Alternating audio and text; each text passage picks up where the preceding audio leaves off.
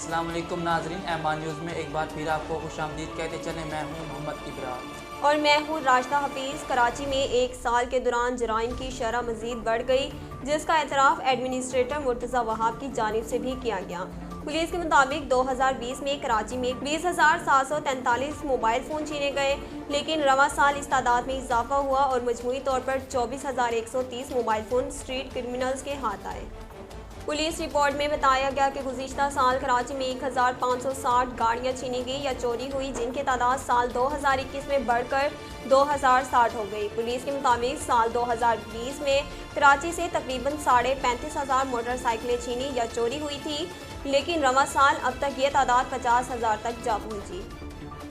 सिंध हुकूमत ने ओमिक्रॉन के हवाले से हिदायत जारी कर दी। तफसीलात के मुताबिक ओमिक्रॉन के फौरी फैलाव को रोकने के लिए इक़दाम किए जाएँ। तकरीबात के दौरान दरवाजे और खिड़कियाँ खुली रखी जाएँ। महकमा दाखिला सिंध ने हुक्मनामा जारी कर दिया, जिसके मुताबिक सिर्फ वैक्सीनेटेड अफराद ही तकरीबात में आ सकते हैं।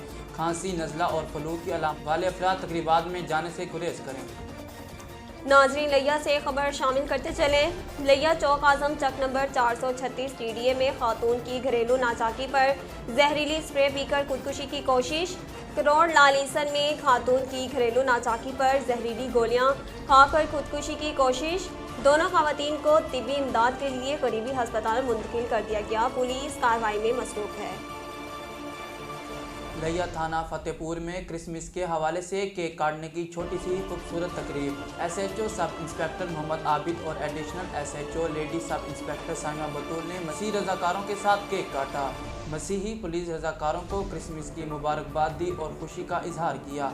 अक़लीती बरादरी का तहफ़्फ़ुज़ हमारी अहम जिम्मेदारी है। मसीही बरादरी को क्रिसमस की ढेरों खुशियाँ मुबारक हों। आला अफसरान ने हमारी खुशियों में शिरकत करके खुशियों को दोबाला कर दिया।